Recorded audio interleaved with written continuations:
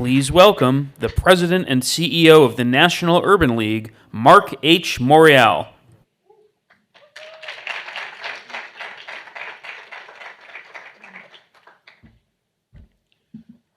Wow. First of all, good afternoon. I am honored to be here today, and I know I'm the final speaker in this session. But first of all, I want to thank Tony and Sam. Give them another big round of applause. I was going to tell you a story about the donkey and the tiger. And then I was going to tell you a story about the snake and the rabbit. Then I was prepared to quote Isaiah in the Gospel of Luke. But Sam Tweedy said there's no time for a sermon this morning. So let me come correct. First of all, number one, the creation of the Black Economic Alliance is a welcome addition to the collective work that we need to do in this country. And I want to thank and congratulate all of the business leaders who have stood this emerging institution up to join with all of us in this important work. So give yourselves a warm round of applause. Secondly, remember this. Some say, why another organization? Some say, why y'all can't all get together in one organization? The Catholics have more than one organization. Our friends in the Jewish community have more than one organization. The Italians, the Irish have more than one organization. So why can't we have a number of entities that work on behalf of our community towards the agenda? So don't fall into the illogic and the weapon of distraction that is sometimes used to undercut. Whenever we are organizing ourselves towards a collective goal, we will be stronger. But I'm here to affirm the most important principle is that no matter what organization we lead, the notion and the idea is, do we find common ways to work together? And I want to affirm that in this fight and in this battle, in this moment, we can let no air, no light come between us in this very important battle. So I want to affirm that today on behalf of the National Urban League. And I think I speak for all of us, not only in the civil rights community, but in the civic community and the religious community and all who are working every single day. I can't, nor should I repeat what the Attorney General said, or what Shelley said, or what General Holder said. But I do want to ask you to do this. Channel your thinking into the spring of 1963. It was in the spring of 1963 that the Birmingham confrontation began to find its way to the front pages of the national news. It was in May of that year that Bull Connor unleashed the water hoses and the dogs on little black children on a Sunday in downtown Birmingham. Now, at that time, those who were leading the civil rights movement were faced with a reluctant President Kennedy, who had promised 2 years earlier to introduce a civil rights bill in the Congress, and he hadn't done so. After Birmingham took place, A. Philip Randolph convened the civil rights leaders, and he said, we must march on Washington to build the public will and to force a reluctant president that may be our ally into acting. And they went to the White House to see President Kennedy, to let him know what their intentions and their plans would be.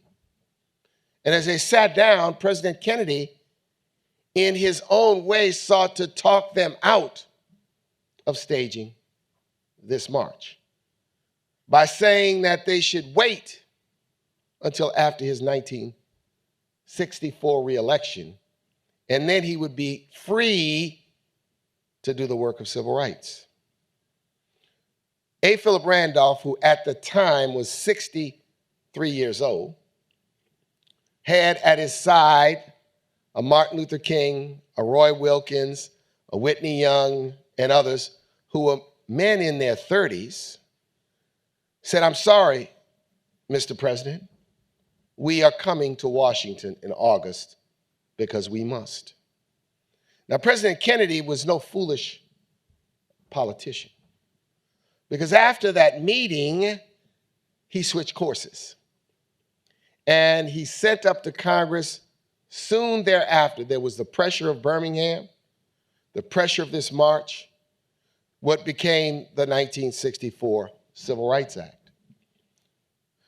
But the leaders at that time had no idea, no hope that a reluctant Congress would break a 17-year filibuster to pass this act. But they also couldn't foresee that the march would take place on a glorious day. And then 4 weeks later, 4 little girls would be killed at the 16th Street Baptist Church in Birmingham, Alabama.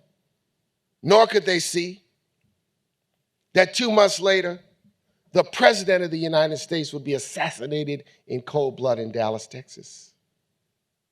They didn't see it. And it shook the nation in a way.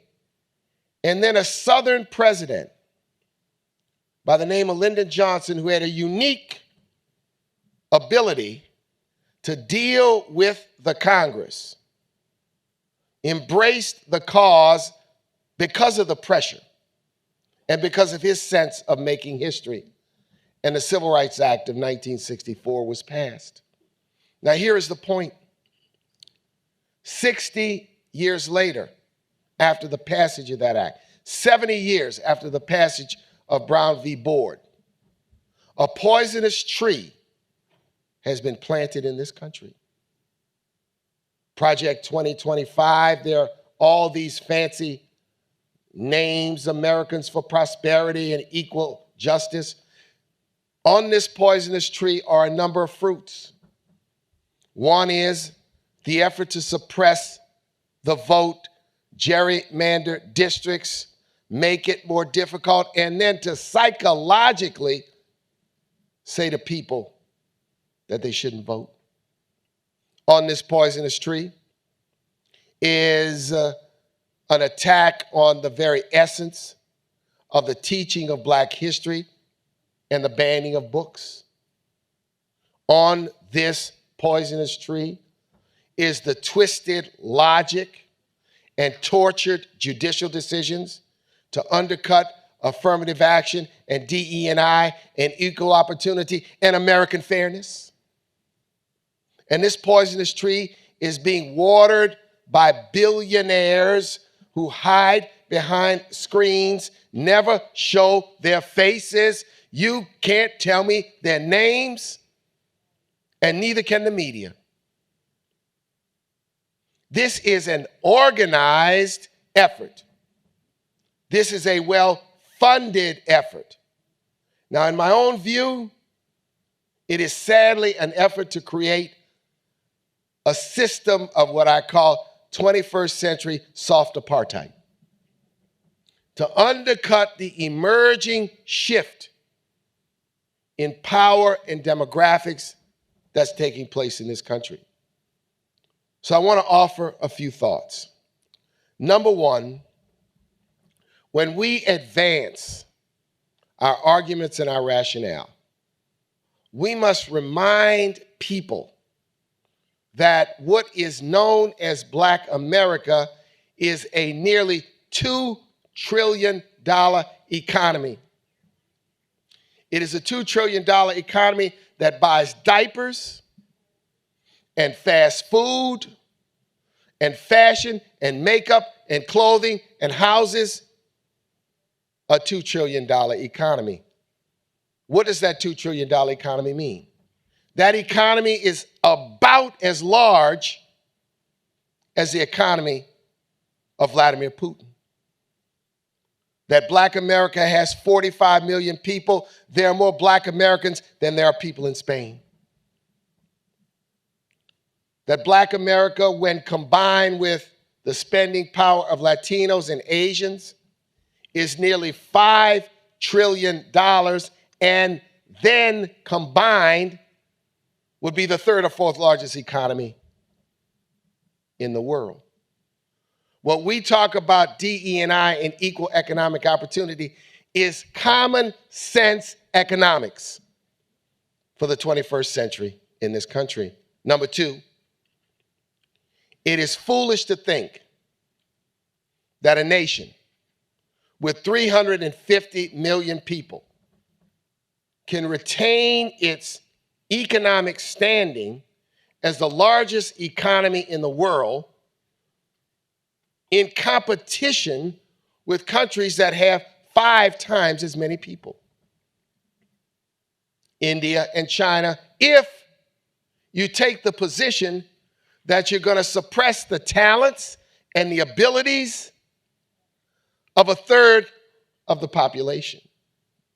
Once again, what we are talking about is common sense economics. I could stand here today and give you every argument about fairness, equal justice, and racial justice that I believe in so passionately. But I'm going to say to you today that never before has there been a more common sense economic rationale for what we are talking about today. This poisonous tree will continue to grow if we do not raise our intelligence and our voices. So what can we do?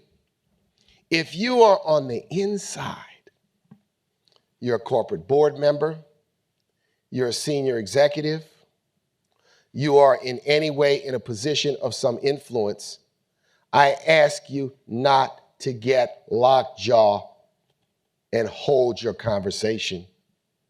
I'm asking you to be what you know how to be, an intelligent advocate. Am I angry about this? No, I'm not angry. I'm indignant. Indignant means you have anger about treating unfairly, being treated unfairly. It's a different concept.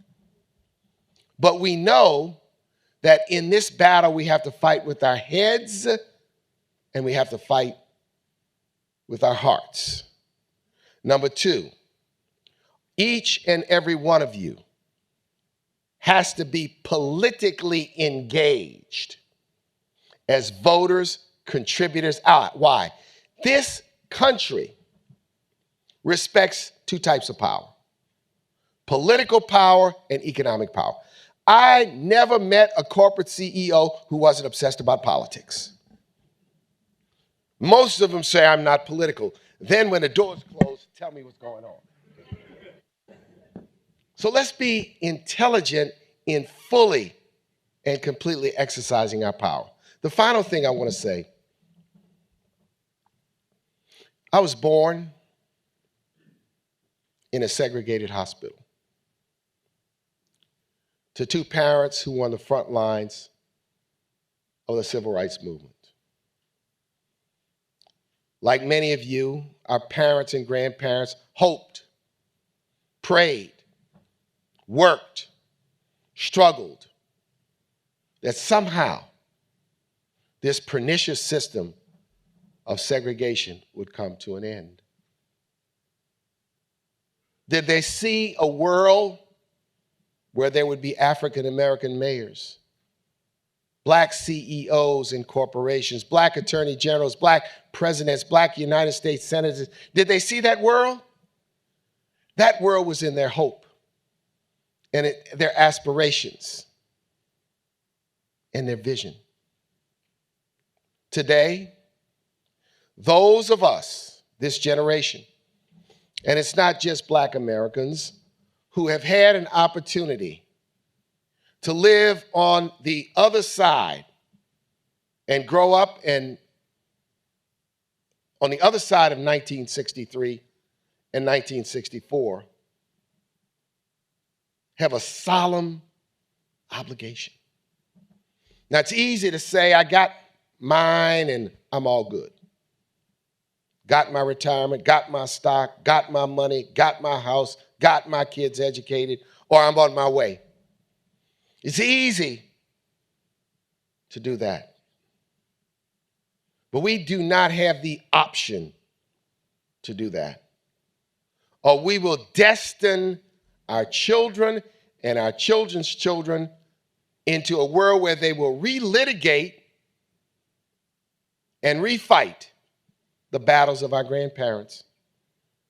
So it's up to us. It is up to us to ensure, just because this is not on the front page of the paper, like the hush money madness taking place, doesn't mean it is not a conversation taking place in every nook and cranny in this country. So, because people say, well, I don't hear about it, press your ear to the ground. It is a constant conversation. We have to be a part of that conversation. So I want to thank you all and encourage your continued work in this field and on this very important issue. And remember our responsibility, not only to tomorrow, but our responsibility to those of yesterday. Thank you very much.